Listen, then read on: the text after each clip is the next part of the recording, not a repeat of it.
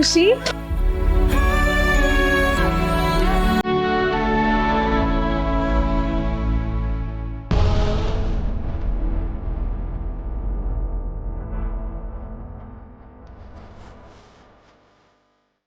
ಖುಷಿ ಹೇಗಿದ್ಯಾ ಪುಟ? ಚೆನ್ನಾಗಿದ್ದೀನಿ ಭಾವನಮ್ಮ, ನೀವ್ ಹೇಗಿದ್ದೀರಾ? ಚೆನ್ನಾಗಿದ್ದೀನಿ ಪುಟ. ಯಾಕೆ ಭಾವನಮ್ಮ ಇಷ್ಟ ದಿವಸ ಆದ್ರೂ ಮನೆಗ್ ಬಂದಿಲ್ಲ? ನೋಡ್ಬೇಕು ಅನ್ಸ್ತಿಲ್ವಾ ನಿಮ್ಗೆ? ಹಾಗೇನಿಲ್ಲ ಪುಟ, ಅದು ಕೆಲಸ ಸ್ವಲ್ಪ ಜಾಸ್ತಿ ಇದೆಯಲ್ಲ, ಅದಕ್ಕೆ ಬರಕ್ಕಾಗ್ಲಿಲ್ಲ. ಆದ್ರೆ ಈಗ ನಿನ್ನ ನೋಡಕ್ಕೆ ಅಂತಾನೆ ಬಂದೆ. ನೀವ್ ಇಲ್ದೆ ನಂಗೆ ಅಳು ಬರುತ್ತೆ ಭಾವನಮ್ಮ. ನೋಡ್ಬೇಕು ಅನ್ಸುತ್ತೆ. ಯಾರಾದ್ರೂ ಕೇಳಿದ್ರೆ ಬರ್ತಾರೆ ಅಂತಾರೆ, ನಿಮ್ಮ ಹತ್ರ ಕರ್ಕೊಂಡು ಹೋಗಲ್ಲ. ಹೇಗಿದ್ರು ನೀವು ಬಂದಿದ್ದೀರಾ, ನಿಮ್ ಜೊತೆ ಬಂದಿಲ್ಲ. ಅಯ್ಯೋ ಬೇಡ ಪುಟ, ಈಗ ಬೇಡ. ನಾನು ಈಗಲೂ ಕೆಲ್ಸದ ಮೇಲೆ ಇದ್ದೀನಿ. ಇನ್ನೊಂದು ದಿವಸ ನಾನು ಬಂದು ನಿನ್ನನ್ನು ಕರ್ಕೊಂಡು ಹೋಗ್ತೀನಿ, ಆಯ್ತಾ? ಆದರೆ ಖುಷಿ, ಈಗ ಹಠ ಮಾಡಬಾರ್ದು. ಪ್ರಾಮಿಸ್ ಬರ್ತೀರಾ? ಪ್ರಾಮಿಸ್ ಬರ್ತೀನಿ. ಖುಷಿ ನೋಡು, ಮನೆಯವ್ರ ಹತ್ರ ಹಠ ಮಾಡಬಾರ್ದು. ಎಲ್ಲರೂ ಹೇಗೆ ಹೇಳ್ತಾರೋ ಹಾಗೆ ಕೇಳ್ಕೊಂಡು ಇರಬೇಕು ನೀನು, ಆಯ್ತಾ? ನಾನು ಆದಷ್ಟು ಬೇಗ ಬಂದು ನಿನ್ನ ಕರ್ಕೊಂಡು ಹೋಗ್ತೀನಿ, ಸರಿನಾ?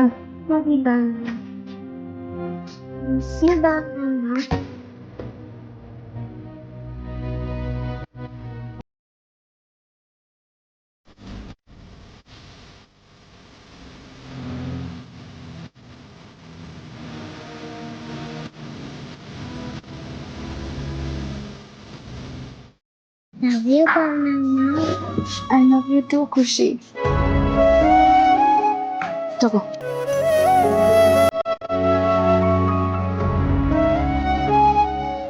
ಬಾಯ್ ಭಾವನಮ್ಮ.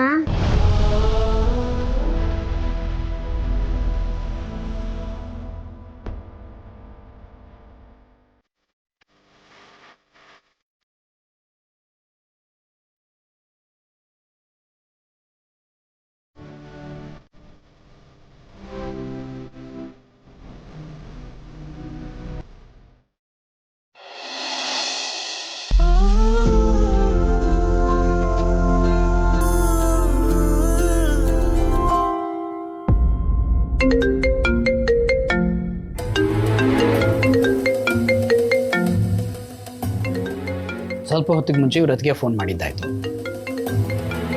ಈಗ ಇವ್ರು ಯಾಕೆ ಫೋನ್ ಮಾಡ್ತಾ ಇದ್ದಾರೆ? ಅದು ನನಗೆ ಮಾಡ್ತಾ ಇದ್ದಾರಲ್ಲ.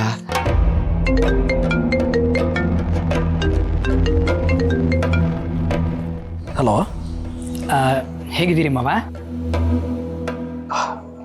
ಏನೋ ಇದ್ದೀವಳಿ ಅಂದರೆ,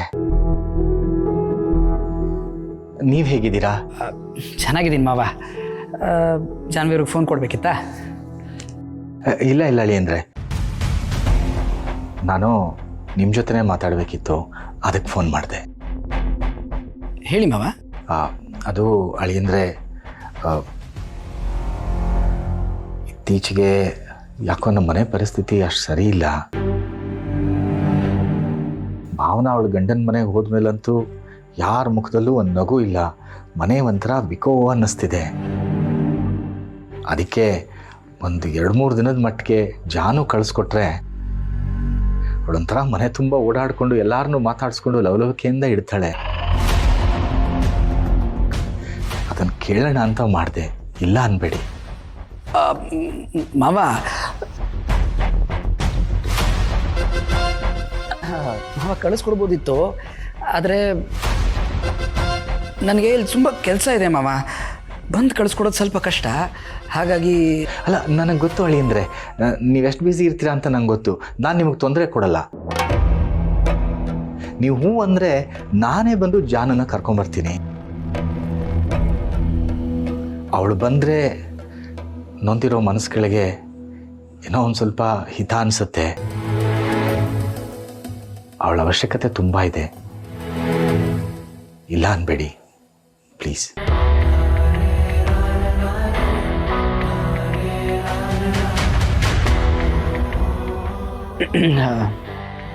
ಸರಿ ಮಾವ, ನೀವಿಷ್ಟೆಲ್ಲ ಹೇಳಿದ್ಮೇಲೆ ನಾನು ಹೇಗೆ ಇಲ್ಲ ಅನ್ನೋಕ್ಕಾಗತ್ತೆ ಹೇಳಿ? ಜಾನ್ವಿಯವರು ಬರೋದ್ರಿಂದ ನಿಮಗೆಲ್ಲ ಖುಷಿ ಆಗುತ್ತೆ ಅನ್ನೋದಾದರೆ ಕಳಿಸ್ಕೊಡ್ತೀನಿ. ಖುಷಿ ಆಯಿತು ಅಳಿ ಅಂದರೆ, ತುಂಬ ಥ್ಯಾಂಕ್ಸ್. ಆದಷ್ಟು ಬೇಗ ಕಳಿಸ್ಕೊಟ್ಬಿಡಿ. ಇದಕ್ಕೆಲ್ಲ ಯಾಕೆ ಥ್ಯಾಂಕ್ಸ್ ಹೇಳ್ತೀರಿ ಮಾವ? ನಿಮ್ಮ ಮನೆಯವನು ಅಂದಮೇಲೆ ನಿಮ್ಮ ಖುಷಿನೇ ನನ್ನ ಖುಷಿ ಅಲ್ವಾ? ನೋಡಿ, ಜಾನ್ವಿಯವರು ವಾಪಸ್ ಮನೆಗೆ ಬರೋದ್ರಿಂದ ನೀವೆಲ್ಲರೂ ಖುಷಿಯಾಗಿರ್ತೀರಿ ಅಂದರೆ ಅವರು ಖುಷಿಯಾಗಿರ್ತಾರಲ್ವ. ಅದಕ್ಕೆ ನಾನು ಏನು ಬೇಕಾದರೂ ಮಾಡೋಕ್ಕೆ ರೆಡಿ. ಸರಿ ಹೇಳಿ ಅಂದರೆ, ಆದಷ್ಟು ಬೇಗ ಜಾನು ಕಳಿಸ್ಕೊಟ್ಬಿಡಿ. ಸರಿ ಮಾವ.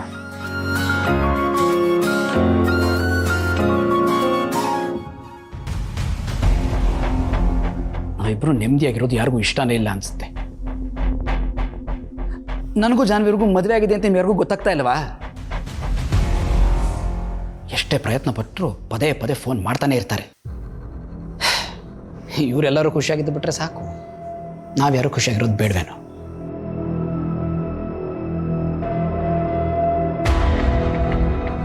ಇದಕ್ಕೆಲ್ಲ ಒಂದು ಫುಲ್ ಸ್ಟಾಪ್ ಹಾಕಲೇಬೇಕು.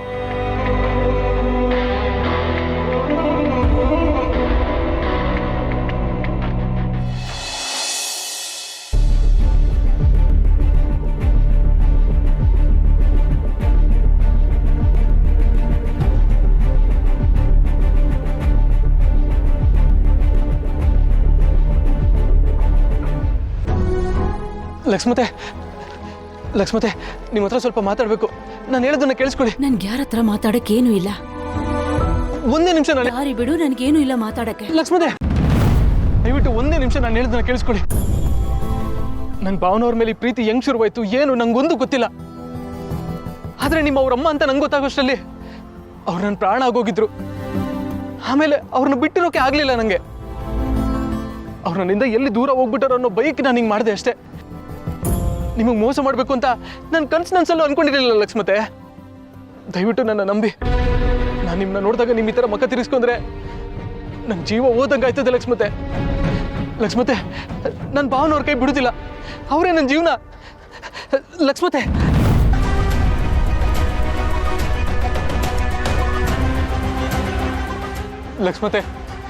ನಾನು ಹಿಂಗಿರ್ಲಿಲ್ಲ.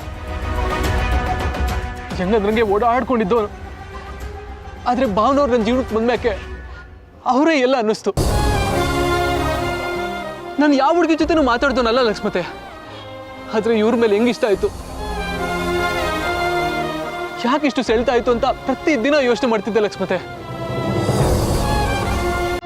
ಯೋಚನೆ ಮಾಡಿದ್ಮೇಲೆ ನಂಗೆ ಅನ್ಸಿದ್ದು, ಇದು ಯಾವ್ದು ಜನ್ಮದ ಋಣ, ಯಾವ್ದು ಜನ್ಮದ ಸಂಬಂಧ ಅಂತ.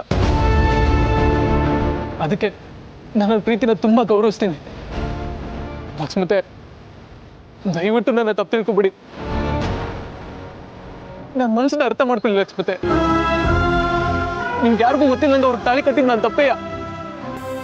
ಆದ್ರೆ ಅದ್ರ ಉದ್ದೇಶ ತಪ್ಪಲ್ಲ. ಆ ಉದ್ದೇಶದಲ್ಲಿ ಯಾವುದೇ ಮೋಸ ಇಲ್ಲ. ಹಂಗೂ ಮೀರಿ ನಾನು ಮಾಡಿದ ಮೋಸ ಅಂತ ನಿಮ್ಗೆ ಅನ್ಸಿದ್ರೆ ನಿಮ್ಗೆ ಏನೇ ಶಿಕ್ಷೆ ಕೊಟ್ಟರು ನಾನು ಅನುಭವಿಸ್ತೀನಿ. ಆದ್ರೆ ದಯವಿಟ್ಟು ನನ್ನ ಕ್ಷಮಿಸ್ಬಿಡಿ ಲಕ್ಷ್ಮತೆ.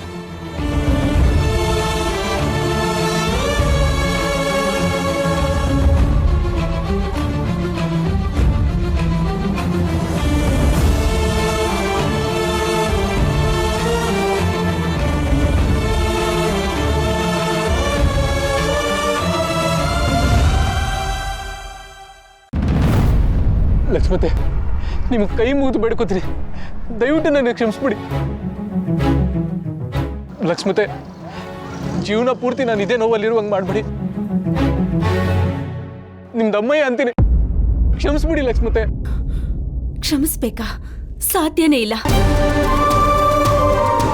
ನೀನ್ ಹೇಳೋದೆಲ್ಲ ಸರಿ ಅಂತ ಅನ್ನಿಸ್ಬಹುದು, ಆದ್ರೆ ಒಬ್ಬ ತಾಯಿಯಾಗಿ ಹೇಳ್ತಿದ್ದೀನಿ,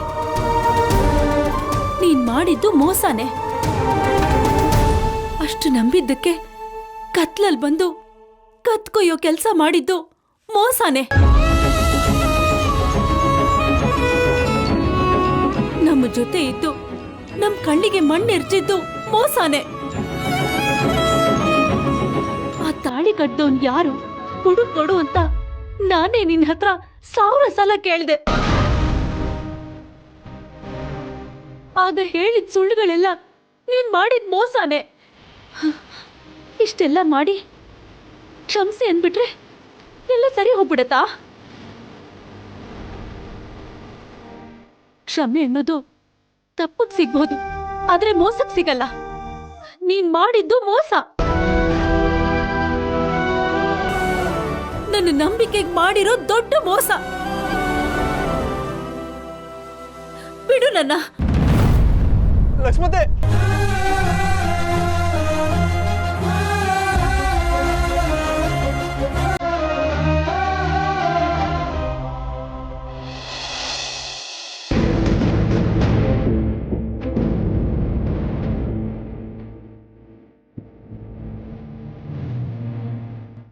ಬಂಗಾರಿ, ಏನಿದು?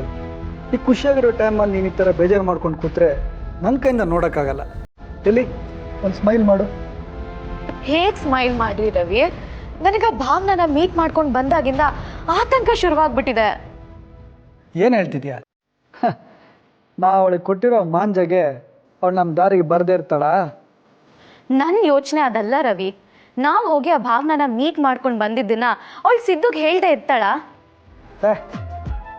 ಅವಳು ಆ ಥರ ಮಾಡೋ ಥರ ಇದ್ದಿದ್ರೆ ಇಷ್ಟು ದಿನ ಸುಮ್ಮನೆ ಇರ್ತಿರ್ಲಿಲ್ಲ. ಅವಳಿಗೆ ನಮ್ಮನ್ನು ಎದುರಾಕೊಳ್ಳೋ ಶಕ್ತಿನೂ ಇಲ್ಲ, ಧೈರ್ಯನೂ ಇಲ್ಲ. ಹಾಗೆಲ್ಲ ಅಂದ್ಕೋಬೇಡ ರವಿ. ತನಗೆ ತೊಂದರೆ ಆಗ್ತಿದೆ ಅಂತ ಗೊತ್ತಾದಾಗ ಒಂದು ಸಣ್ಣ ಇರುವೆ ಕೂಡ ಪ್ರತಿರೋಧ ತೋರಿಸುತ್ತೆ. ಅಂಥದ್ರಲ್ಲಿ ನಮ್ಮ ಬಗ್ಗೆ ತಿಳ್ಕೊಂಡಿರೋ ಅವಳು ಸುಮ್ಮನೆ ಇರ್ತಾಳ? ಖಂಡಿತ ಸಿದ್ದುಗೆ ಹೋಗಿ ಎಲ್ಲ ವಿಷಯನೂ ಹೇಳ್ತಾಳೆ. ಇವಾಗ ಬೇರೆ ಆ ಸಿದ್ದು ಭಾವನಾಗೋಸ್ಕರ ಏನ್ ಬೇಕಾದ್ರೂ ಮಾಡೋದಕ್ಕೆ ರೆಡಿ ಇದ್ದಾನೆ. ಇನ್ನೇನಾದ್ರೂ ನಾವು ಅವಳಿಗೆ ತೊಂದರೆ ಕೊಡ್ತಿರೋ ವಿಷಯ ಗೊತ್ತಾದ್ರೆ ಅವ್ನು ನಮ್ಮನ್ನ ಸುಮ್ಮನೆ ಬಿಡ್ತಾನೆ ಅನ್ಕೊಂಡಿದ್ಯಾ ರವಿ? ಹಾಗಂತ ತಲೆ ಗಟ್ಟಿದೆ ಅಂತ ಬಂಡೆಗೆ ಚಚ್ಕೊಳಕ್ಕೆ ಬಂದರೆ ಏನಾಗುತ್ತೆ ಅಂತ ಗೊತ್ತಿದೆಯಲ್ಲ. ಆ ಸಿದ್ದು ಏನಾದರೂ ಎಗರಾಡ್ಕೊಂಡು ಕೂಗಾಡ್ಕೊಂಡು ಬಂದರೆ ಅವನ ಬಾಯಿ ಹೇಗೆ ಮುಚ್ಚಿಸ್ಬೇಕು ಅಂತ ನಂಗೆ ಚೆನ್ನಾಗಿ ಗೊತ್ತು. ನೋಡು, ಭಾವನೆಗೆ ನಾವು ಟೈಮ್ ಕೊಟ್ಟಿದ್ದೀವಿ. ಯೋಚನೆ ಮಾಡಿ ಡಿಸಿಷನ್ ಅವ್ರು ಹೇಳಬೇಕು.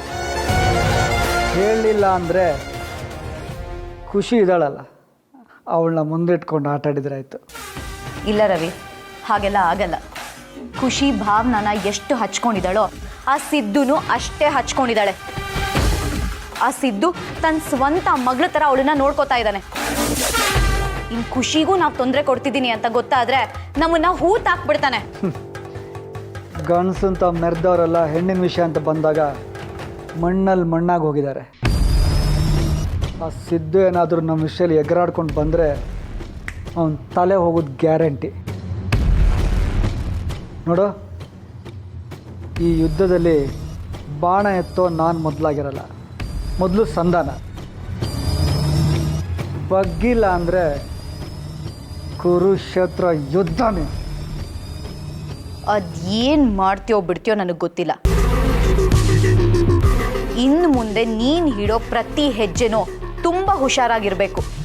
ಇಲ್ಲದೆ ಹೋದರೆ ಚರಿತ್ರೆಯಲ್ಲಿ ಅವನ ಹೆಸರು ಉಳ್ಕೊಳ್ಳುತ್ತೆ, ನಿನ್ನ ಹೆಸರು ಅಳಿಸೋಗತ್ತೆ.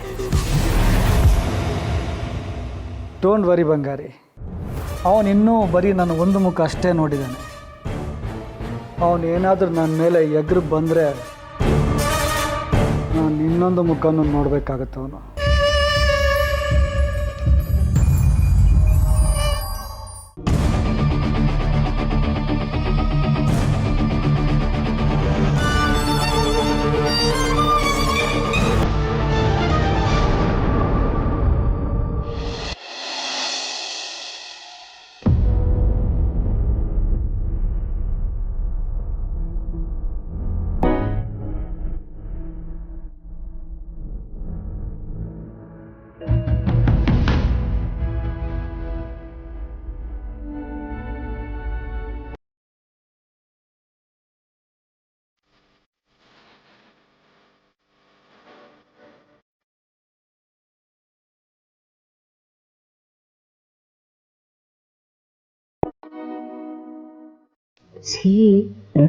ಏನ್ ಹಾಗೆ ನೋಡ್ತಿದ್ದೀರಾ?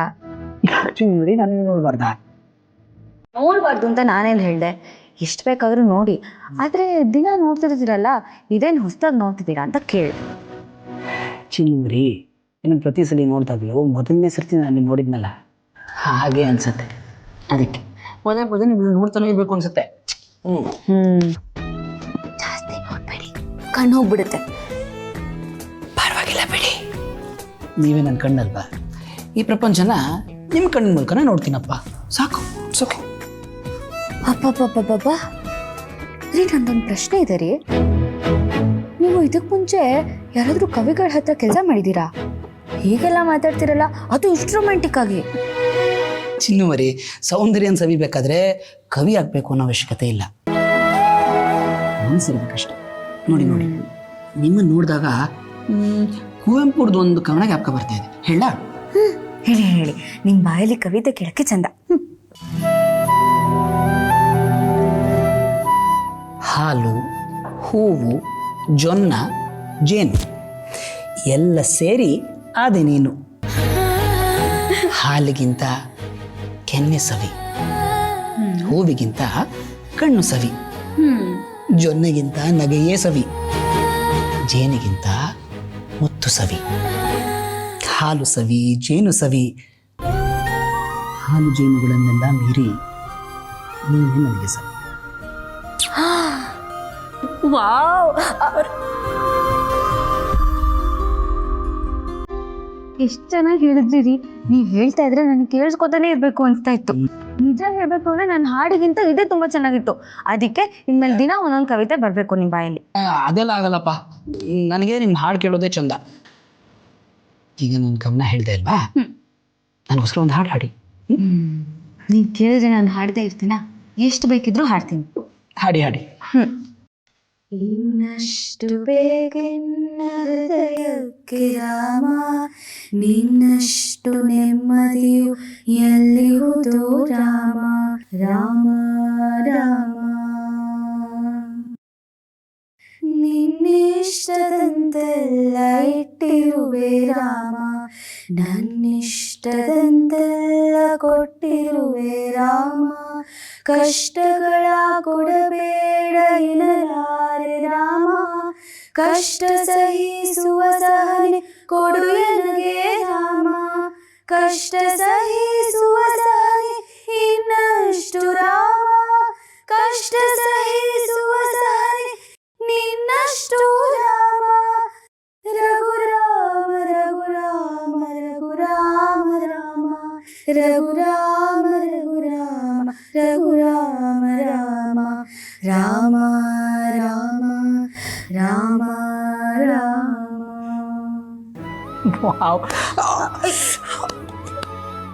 ಚಿನ್ನು ಮರಿ, ನೋಡಿ ನಿಮ್ಮ ಹಾಡು ಕೇಳ್ತಾ ಇದ್ರೆ ನನಗೆ ಎಷ್ಟು ಖುಷಿ ಆಗ್ತಾ ಇದೆ.